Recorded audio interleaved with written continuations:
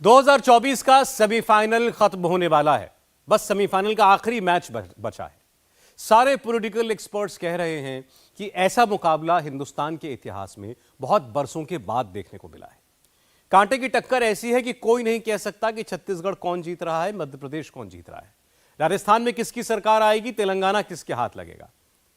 कल सारे सर्वे आ जाएंगे, लेकिन सर्वे से पहले ही नेताओं ने अपने अपने अनुमान बताने शुरू कर दिए हैं और सब अपनी जीत का दावा कर रहे हैं। कोई एक नेता सही होगा, दूसरा गलत होगा, किसी एक पार्टी का ही नेता सही निकलेगा। सेमीफाइनल के आखिरी मैच से पहले क्या कोई बहुत बड़ा उलटफेर हो रहा है या वही हो रहा है जो आपके मन में चल रहा है? नेताओं को किस बात का डर है? क्या सही में कोई लहर चल रही है? देखिए पूरी रिपोर्ट। 3 दिसंबर को क्या नतीजा आएगा? नरेंद्र मोदी या राहुल गांधी, किसको चौंकाएगा? मध्य प्रदेश में शिवराज सिंह चौहान सरकार बचाने में कामयाब होंगे या कमलनाथ जीत जाएंगे? राजस्थान में रिवाज चलेगा या फिर अशोक गहलोत इतिहास बनाएंगे? छत्तीसगढ़ में भूपेश बघेल सरकार बचा पाएंगे या बीजेपी जीत जाएगी? क्या दक्षिण भारत में उलटफेर हो रहा है? तेलंगाना में केसीआर नहीं, कांग्रेस आ रही है?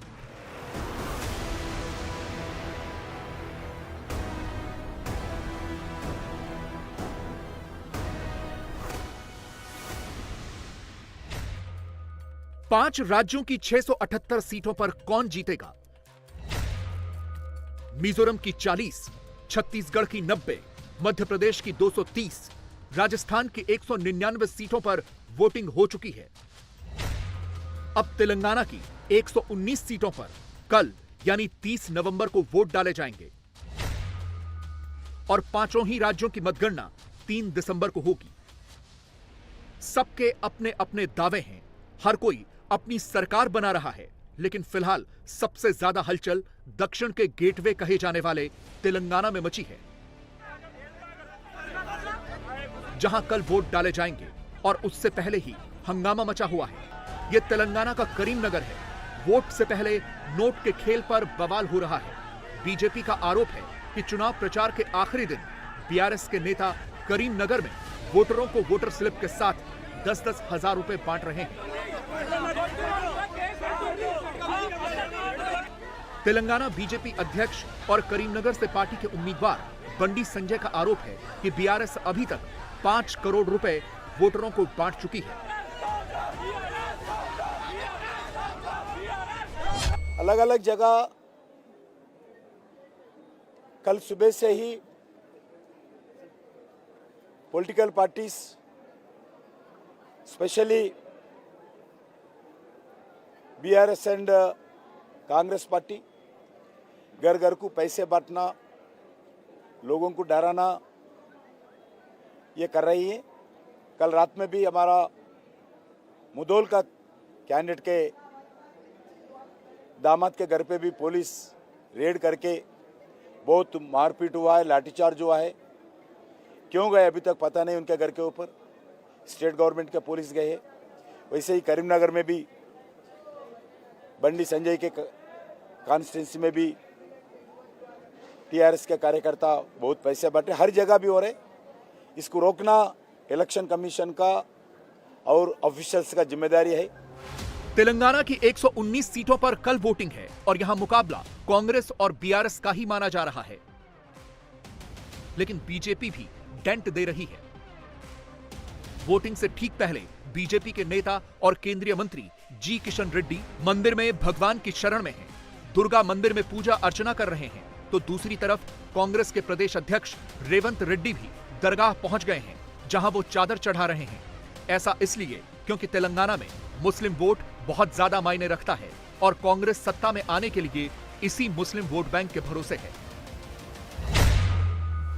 तेलंगाना की करीब 29 सीटों पर मुस्लिम वोटर्स की हिस्सेदारी 15% से ज्यादा है। दूसरी ओर हैदराबाद की 7 सीटों पर मुसलमानों की आबादी 50% के करीब है और इन सीटों पर असदुद्दीन ओवैसी की पार्टी एआईएमआईएम का कब्जा है। कुल मिलाकर 40 सीटों पर मुस्लिम वोटर्स की भूमिका महत्वपूर्ण हो जाती है। तेलंगाना में विधानसभा की 119 सीटें हैं और सत्ता हासिल करने के लिए 60 सीटों की जरूरत है। इसीलिए बहुमत के आंकड़े को छूने के लिए मुस्लिम वोटर्स का समर्थन जरूरी हो जाता है और कांग्रेस और बीआरएस दोनों ही इस गणित को समझते हैं। इसीलिए हैदराबाद की मुस्लिम बहुल सीटों को साधने के लिए कांग्रेस ने अजहरुद्दीन को लगाया हुआ है, जो सीधे ओवैसी के गढ़ में जाकर चुनौती दे रहे हैं। तो दूसरी तरफ ओवैसी और उनके भाई का एक ही फॉर्मूला है, वो वोट पाने के लिए मुसलमानों को डरा रहे हैं, उन्हें बीजेपी का डर दिखा रहे हैं। इनको अगर दिलचस्पी है तो क्या बस मुसलमानों को डराओ, धमकाओ, मारो, पीटो, अजान रोको, हिजाब खींच दो, बीफ के नाम पर उनको बाजारों में लिंच करवा दो। डर खौफ के जरिए हिंदुस्तान की सबसे बड़ी अक़लियत को खत्म करना चाहते हैं।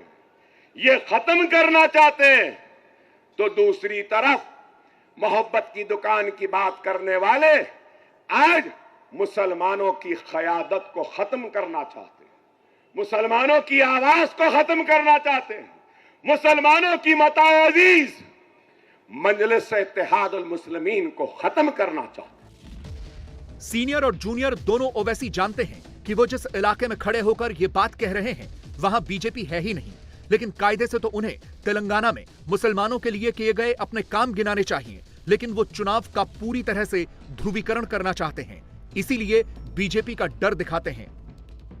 और तेलंगाना में राहुल गांधी भी यही कर रहे हैं। यहां उनका सीधा मुकाबला बीआरएस से है, लेकिन वो बीआरएस का नाम कम और मोदी का ज्यादा ले रहे हैं। राहुल ने तेलंगाना में जाकर भी मोहब्बत की दुकान खोल ली है।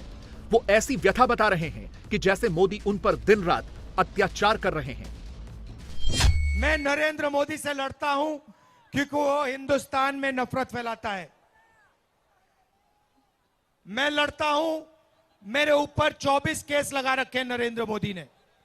असम में, महाराष्ट्र में, गुजरात में, उत्तर प्रदेश में, झारखंड में, बिहार में, पूरे देश में 24 केस लगा रखे। मेरा उन्होंने सरकारी घर छीन लिया, मेरा घर छीना। मैंने उनसे कहा मुझे तुम्हारा घर नहीं चाहिए, ले जाओ इसको, मुझे नहीं चाहिए ये घर।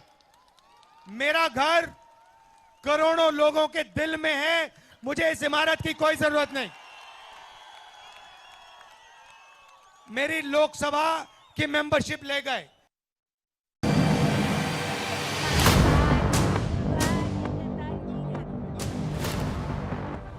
लेकिन राहुल गांधी और कांग्रेस पार्टी की असली परीक्षा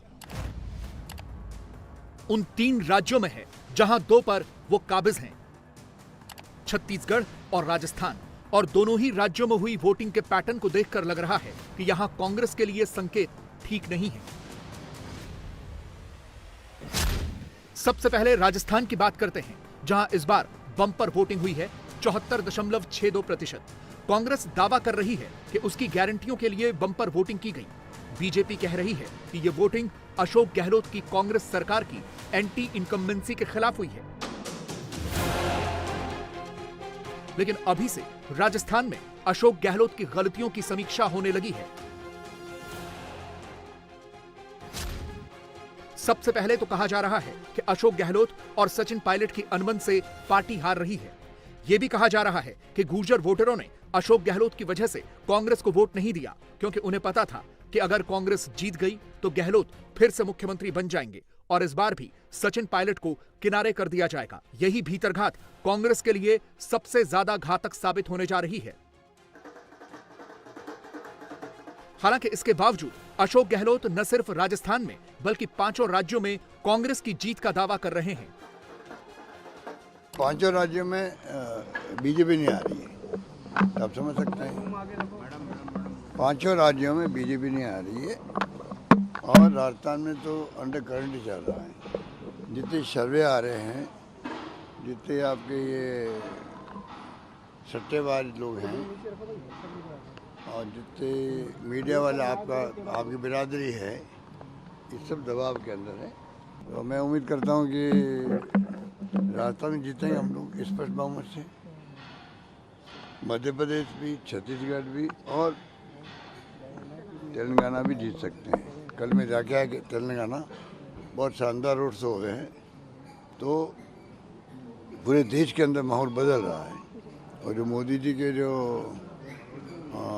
नैरेटिव है वो फेल हो रहे हैं।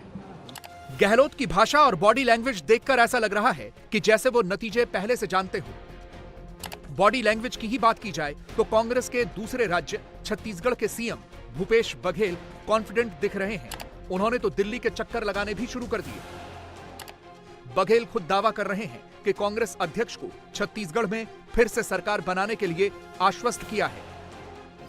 ये कहा जा रहा है कि भूपेश बघेल ने छत्तीसगढ़ की सभी 90 विधानसभा सीटों का फीडबैक अपनी लीडरशिप को दिया है। साथ ही नई सरकार के गठन को लेकर भी मीटिंग में चर्चा की है।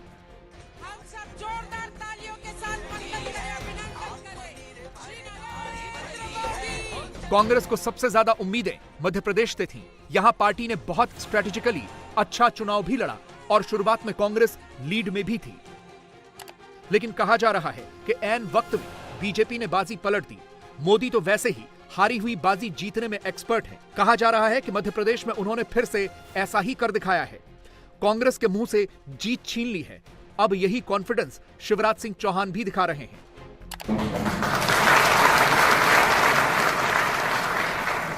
और मैंने जो कहा था वो पूरा होगा। 3 तारीख को आप देखेंगे फिर से 5वीं बार भारतीय जनता पार्टी सरकार।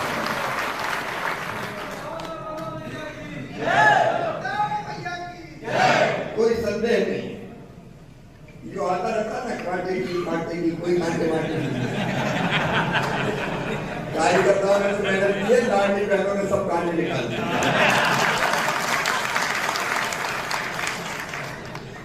जिस भी विधानसभा क्षेत्र में बात करते रहे भैया लाडली बहन, लेकिन जनता का भरपूर प्यार और आशीर्वाद अपने काम को मिला है।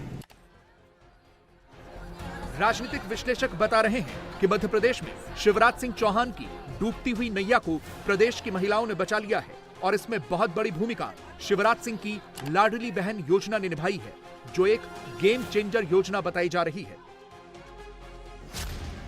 लाडली बहना योजना इसी साल मार्च में शुरू की गई थी। शुरुआत में सरकार महिलाओं के खाते में हर महीने 1000 रुपए ट्रांसफर करती थी, लेकिन अगस्त में इसकी राशि को बढ़ाकर 1250 कर दिया गया।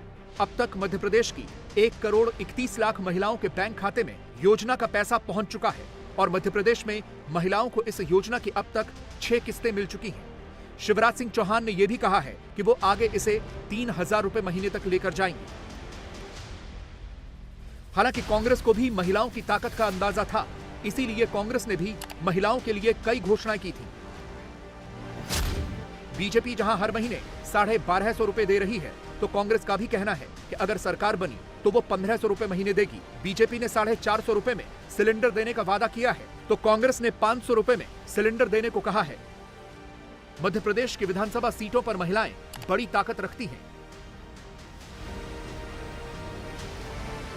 मध्य प्रदेश में कुल 2,72,00,000 महिला वोटर्स हैं और इस बार 15 लाख ज्यादा महिलाओं ने वोट डाला है। पिछली बार यानी 2018 में मध्य प्रदेश की 52 विधानसभा सीटें ऐसी थीं जो महिला बहुल थी और उनमें से बीजेपी को 34 सीटों पर जीत हासिल हुई थी। इस बार बीजेपी की पूरी कोशिश है कि इन 52 सीटों में से ज्यादा सीटें जीती जाएं।